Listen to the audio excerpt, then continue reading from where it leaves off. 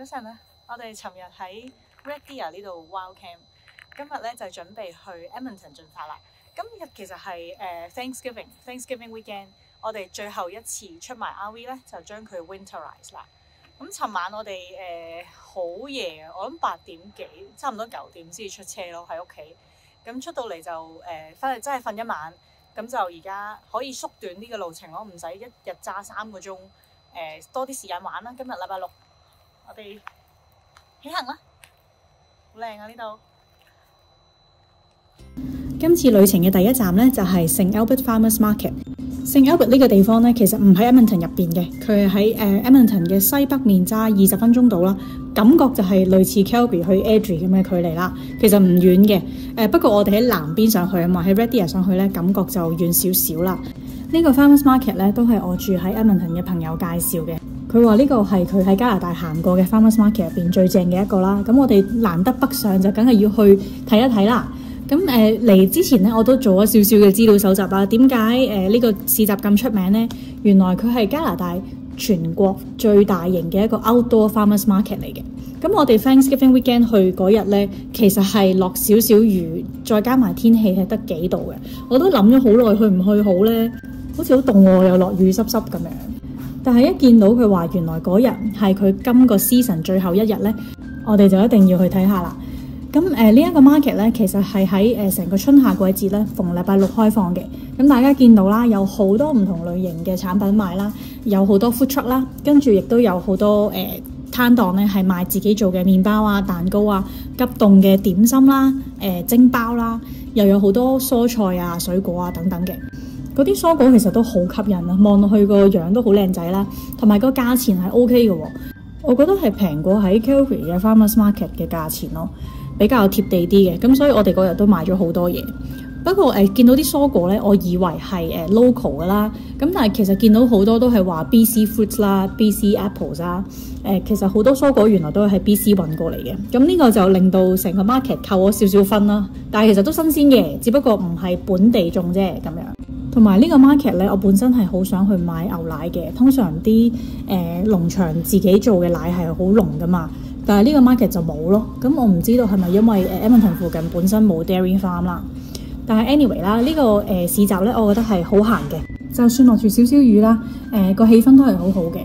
同埋附近咧喺隔一條街已經有 free parking， 我哋成架 RV 泊喺嗰度已經係可以即刻過對面馬路行街，我覺得呢個係好舒服咯。因為有時我哋拖住架 RV 出去咧，就要諗好多泊車啦、交通嗰方面嘅嘢。咁呢個 market 我覺得係方便嘅。今次介紹呢個 market 咧，雖然已經 close 咗啦，但係佢嚟緊嘅11月15號開始咧，就會用聖誕市集嘅形式咧喺室內搞嘅。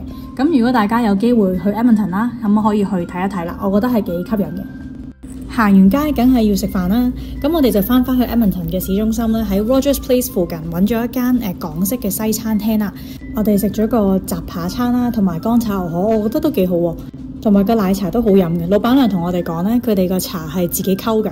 肥仔飲完一杯，再追加咗第2杯添啊！食完嘢，我哋再喺附近嘅一間豆品店咧買埋豆漿同埋豆腐花，就正式入去 Elk Island 嘅營地啦。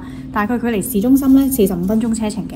今次咧係我哋今季嘅秋季露營之旅啦。我哋專登咧 book 咗個 full service 嘅營位。其實喺而家呢啲秋天嘅時節咧，係 National Park 啦或者 Alberta Parks 咧，好多本身 full service 嘅營位咧都已經有 water shut off， 因為天氣開始凍啦，驚結冰啊。咁我揾咗好耐啦，先至揾到呢一個私人嘅營地係仲有水嘅，咁我哋就可以再順便洗下水缸啦。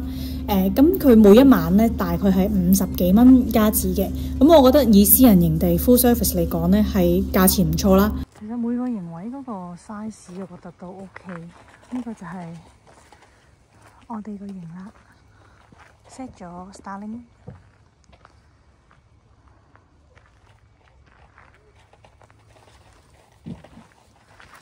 佢除咗呢度個 fire pit 咧，其實仲有少少路去嘅。咁我覺得呢個營位個 size 嚟講咧，喺私人營嚟講係唔錯咯。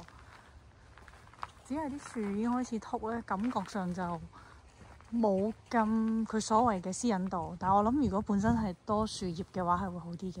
但係 OK， 我覺得呢個仲要 full service。呢個就係我哋隔離嗰架 Class C 咯。睇下出邊。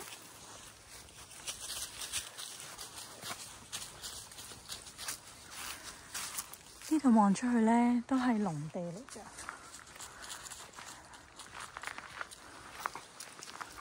大家睇下，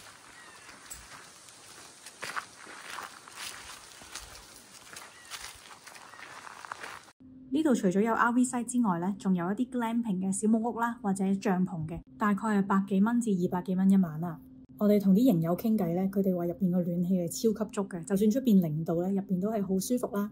不過唔好處咧就係入邊係冇水嘅，要去旁邊嘅 outhouse 度解決啦。洗手間。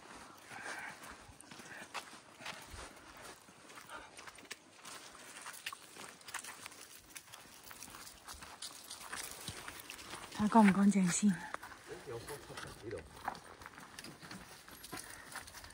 廁所啊！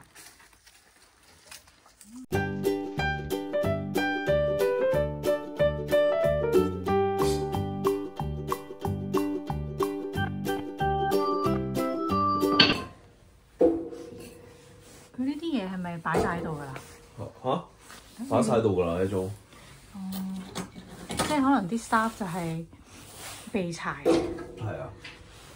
我哋因為係今日第一組人用啊，我哋包咗2個鐘，10點至12點，咁所以我哋驚10點鐘先嚟咧就蝕晒咯，唔知幾耐先燒熱。係啊，你呢個起碼半個鐘喎。起碼啦，咁早少少嚟燒熱佢先，好正喎！出邊鏡面咧睇唔到入邊呢度喎。啊！但係我哋而家就係有個轉角位，都係玻璃望晒出邊嘅樹林景咯，好正。呢度入邊仲有個更衣室咯，可以掛啲褸。因為我哋喺個 campsite 度行過嚟，出邊冇得泊車，仲有啲拖鞋可以用。出邊咧就係咁樣啦。Hello， 哇！而家啲煙冒晒出嚟，好正啊！呢邊就係頭先呢度嗰個更衣室啦，跟住入邊就係嗰個 sauna area。哦，好重柴味啊！其實有少少咧 book 呢個 campground 就係為咗呢一個Mira Sauna 睇埋。而家大概我諗正2、3度啦，凍凍地嘅都，所以我着到好厚啊。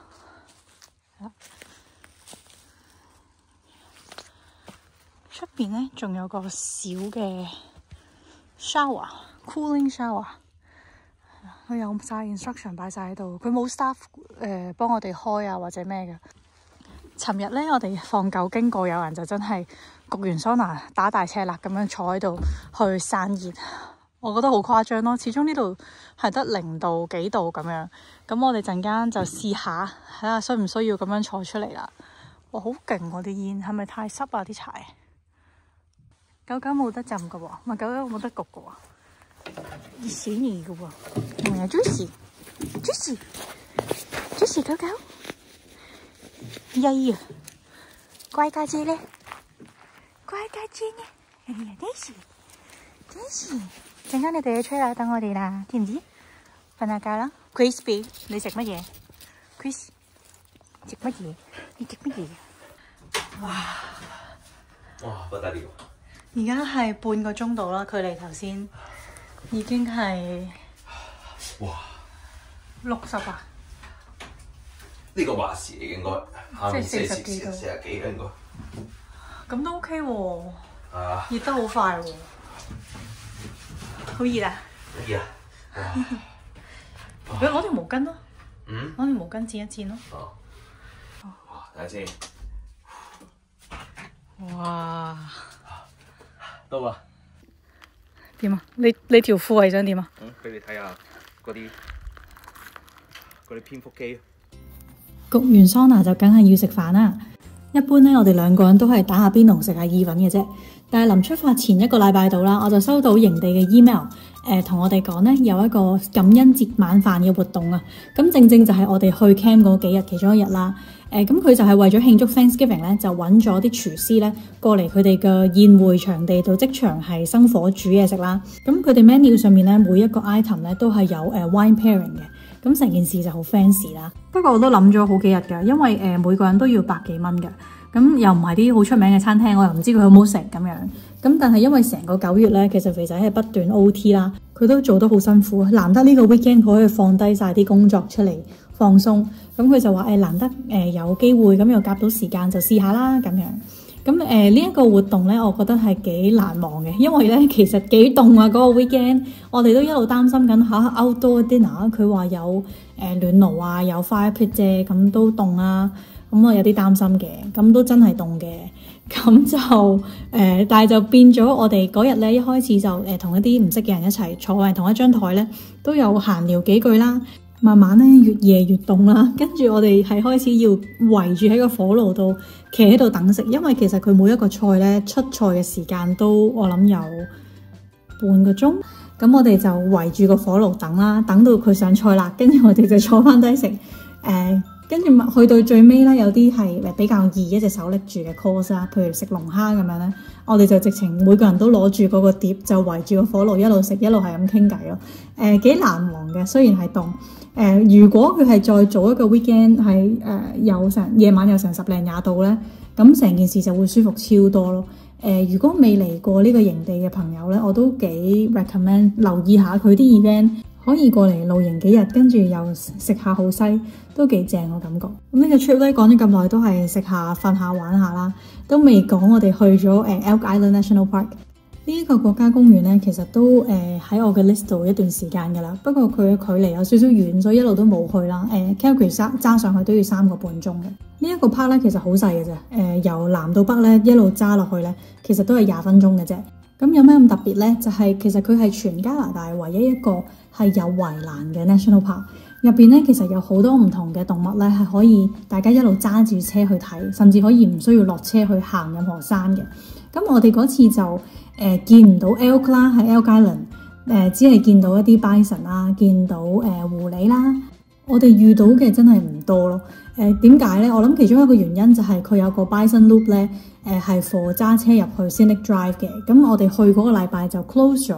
個 park 咧就係話有蛇嘅 migration 啦，即係應該都幾大型啦。咁都好嘅，我都驚啊，因為我帶住啲狗狗喺架車度，帶佢哋一齊睇動物噶嘛。咁最好就唔好有咁多蛇俾我哋見到啦。我哋嗰個 trip 就真係見得唔多動物嘅。我唔知道有冇觀眾朋友係喺其他季節或者時間去係睇到啦。我哋嗰次都冇特別去行 trail， 行咗少少，跟住就翻轉頭啦，因為都比較凍又大風。咁呢個係有啲可惜嘅。如果天氣舒服啲咧，我哋再行入去個 loop 多啲，可能係會見到多啲鹿啦。咁希望下次有機會咯。咁今次我哋嘅 Edmonton Elk Island trip 咧就差唔多啦，主要都係同大家分享下我哋最近去過玩嘅地方啦。仲有啲咩正嘅營地，大家可以同我哋分享嘅話咧，就喺下面留言話俾我哋聽啦。咁我哋下次再見啦，拜拜。